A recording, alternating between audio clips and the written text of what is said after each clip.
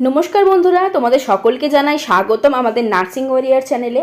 আজকে আমরা এসে গেছি আরও নতুন একটু ভিডিওতে, নতুন একটি টপিক নিয়ে। আজকে আমরা আলোচনা করব হাইপারটেনশন নিয়ে, মানে উচ্চ রক্তচাপ। এই কথাটি আমরা মোটামুটি সবাই এই কথাটি সম্বন্ধে আমরা জানি। আজকাল প্রায় দেখতে গেলে প্রত্যেকের ঘরেই একটা হাইপারটেনশনের রোগী থেকে থাকে।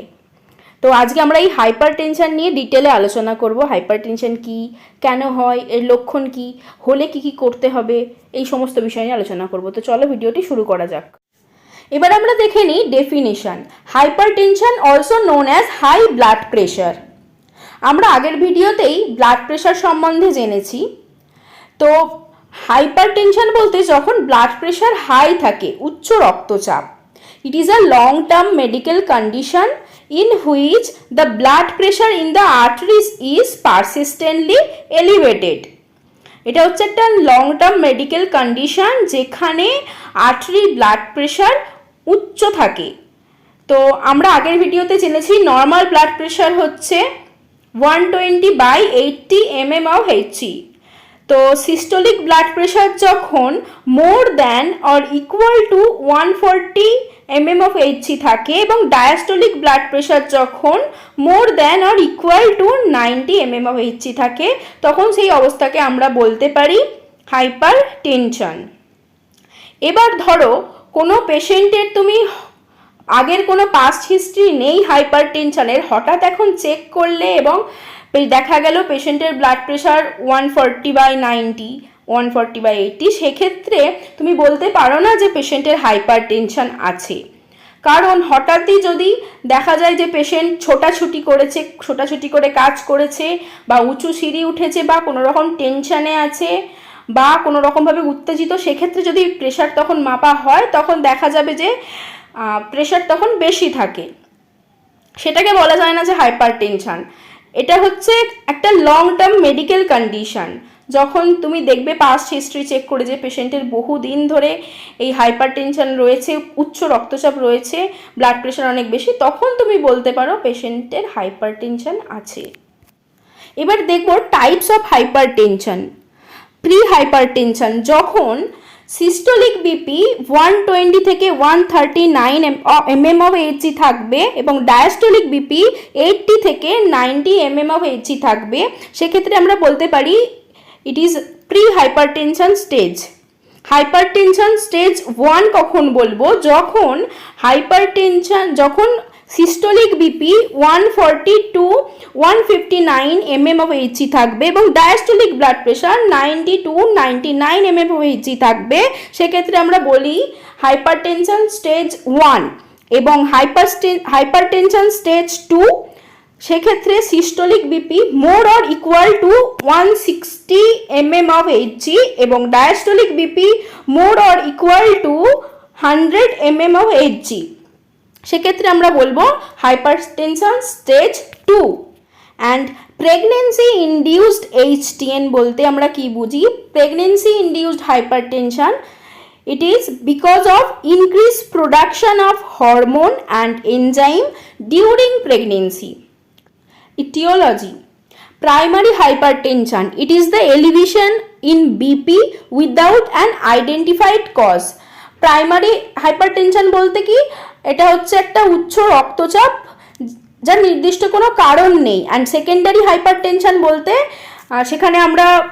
সেখানে দেখতে পাই যে এটার একটা এক্স্যাক্ট কারণ রয়েছে। This type is account for 5 to 10% of total cases.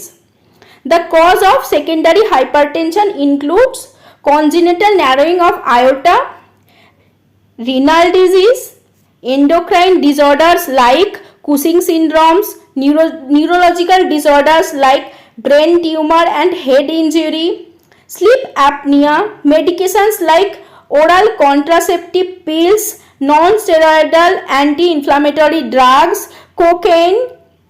Risk factors কি কি, কাদের এই হাইপারটেনশন হওয়ার চান্স থাকে? Age, chance of coronary artery disease after 50 years of age, alcohol consumption, smoking and diabetes mellitus, and excessive dietary intake of sodium. excessive sodium intake করলে, gender, family history of hypertension, যদি কোনো পেশেন্টের family history থেকে থাকে। Obesity, excessive obeys যে সমস্ত person তাদের হতে পারে। অ্যান্ড সেডেন্টারি লাইফস্টাইল, মানে ধরো কোনো মানুষের যদি বসে বসে কাজ হয়, কোনো রকম বডি মুভমেন্ট না হয়, এক্সারসাইজ না করে, সে তাদের ক্ষেত্রে হতে পারে hypertension and because of stress. Clinical features, sign and symptoms কী কী থাকে? কি হয়, অনেক সময় হাই ব্লাড প্রেশার থাকে কিন্তু সেটা কোনো রকম তার সিমটমস থাকে না, তো এটাকে বলা হয় সাইলেন্ট কিলার ডিজিজ। এই কারণে হাইপারটেনশনকে কখনো কখনো সাইলেন্ট কিলার ডিজিজও বলা হয়। আর কিছু কিছু ক্ষেত্রে সিমটমস থাকে, যেমন সিভিয়ার হেডেক, ব্লাড ভিশন, ঠিকঠাকভাবে দেখতে না পাওয়া, ব্লাড ভিশন, ডিজিনেস, মাথা ঘোরা, nausea, vomiting, fatigue, confusion, epistaxis, নাক থেকে রক্ত বের হওয়া, chest pain, shortness of breath, ঠিকঠাকভাবে প্রশ্বাস না নেওয়া, ইরেগুলার হার্টবিট। ডায়াগনস্টিক এভ্যালুয়েশনে আমরা কী কী করব? First we have to take history and then physical examination. আমাদের পেশেন্টের হিস্ট্রি নিতে হবে যে হাইপারটেনশন আছে, কতদিন ধরে আছে, তার জন্য কী কী মেডিকেশন নেয়, কতদিন ধরে নেয়, এবং কোনো ফ্যামিলি হিস্ট্রি আছে কি না সেটাও আমাদের দেখতে হবে। Medical history of diabetes mellitus, ডায়াবেটিসের মেডিকেল হিস্ট্রি নিতে হবে। Complete blood count, CBC blood test করাতে হবে, চেস্ট এক্সরে করাতে হবে অ্যান্ড ইসিজি। দেন ম্যানেজমেন্ট, কিভাবে হাইপারটেনশন প্রিভেন্ট করা যায় বা ম্যানেজমেন্ট হাইপারটেনশনের। It is mainly possible by two ways, এক লাইফস্টাইল মডিফিকেশন অ্যান্ড দুই ফার্মাকোলজিক্যাল থেরাপি। লাইফস্টাইল মডিফিকেশনের মধ্যে আমরা কি কি দেখব? It includes weight reduction, weight কমাতে হবে। ড্যাশ ডায়েট, ড্যাশ ডায়েট বলতে dietary approaches to stop hypertension. হাইপারটেনশনের জন্য আলাদা ড্যাশ ডায়েট রয়েছে, সেটা আমাদের মেনটেন করতে হবে। Dietary sodium reduction, sodium intake কম করতে হবে। রিডিউস অ্যালকোহল, অ্যালকোহল কনজাম্পশন কম করতে হবে অথবা বন্ধ করে দিতে হবে। এক্সারসাইজ, নিয়মিত ব্যায়াম করতে হবে and stress management. Pharmacological therapy, হাইপারটেনশনের জন্য various groups of drugs are used for the treatment of hypertension. প্রচুর পরিমাণ ড্রাগস রয়েছে হাইপারটেনশন ট্রিটমেন্টের জন্য। Collectively this drugs are called as antihypertensive drugs. এই ধরনের ড্রাগগুলোকে অ্যান্টি হাইপারটেনসিভ ড্রাগ বলা হয়। তো it includes diuretics, it helps the kidney to inhibit the sodium reabsorption, like chlorothiazide and furosemide. এছাড়া beta blockers and alpha blockers রয়েছে। Beta blockers, this medication reduces workload of heart and blood vessels and it causing the heart to beat slowly and with less force. এটার মাধ্যমে হার্টের workload reduce করা হয় and it causing the heart to beat slowly, like atenolol and propanolol. And alpha blockers, these medications causes peripheral vasodilation of vessels like prazosin. Vasodilators এর ব্যবহার করা হয়। These medications acting directly on the muscles, এই মেডিকেশনগুলো directly muscles in the wall of আর্টারিসে কাজ করে and preventing the muscles from tightening, যাতে মাসেল টাইট না হয়, অ্যান্ড আর্টারিস ফ্রম ন্যারোয়িং, এবং আর্টারি সরু না হয়।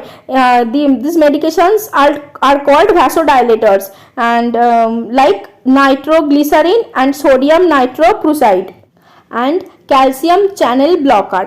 These medications will block the movement of extracellular calcium in the cells and that causing vasodilation and decreased heart rate, like amlodipine, verapamil, etc.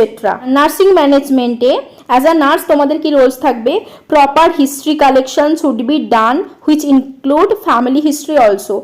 আগেই বলেছি proper history collection করতে হবে, যে পেশেন্টের হাইপারটেনশন কতদিন ধরে রয়েছে, তার জন্য পেশেন্টের কি মেডিকেশন চলছে, অ্যান্ড ফ্যামিলি হিস্ট্রিও নিতে হবে। Dietary habit should be assessed, পেশেন্টের ডায়েটরি হ্যাবিটসও দেখতে হবে। Identify the medical history such as diabetes, coronary artery disease, renal disease, etc. Instruct the patient to avoid smoking and alcoholism. পেশেন্টকে ভালোভাবে এটা ইনস্ট্রাক্ট করে দিতে হবে যে স্মোকিং অ্যান্ড অ্যালকোহল কনজাম্পশন করা যাবে না। And auscultate heart rate and palpate peripheral pulses. Identify the use of medications such as contraceptives, steroids, non-steroidal anti-inflammatory drug, etc. Monitor vital signs frequently. Provide diet which is low in sodium and rich in fruit and vegetables. এরকম diet দিতে হবে যেটা low sodium and rich in fruit and vegetable. Monitor blood cholesterol level frequently. এই ছিল আমাদের আজকের topic, hypertension বা উচ্চ রক্তচাপ। আশা করছি ভিডিওটা তোমরা বুঝতে পেরেছো যে হাইপারটেনশন কি, এটা কিভাবে হয়, কি কি কারণে হয়, কাদের ক্ষেত্রে হতে পারে, কিভাবে এটা ট্রিট করা সম্ভব এবং কিভাবে প্রিভেনশন করা সম্ভব। যদি ভিডিওটা ভালো লেগে থাকে একটা like, comment, share and subscribe করে দিও। দেখা হচ্ছে পরবর্তী ভিডিওতে নতুন আরও একটি টপিক নিয়ে। Thank you.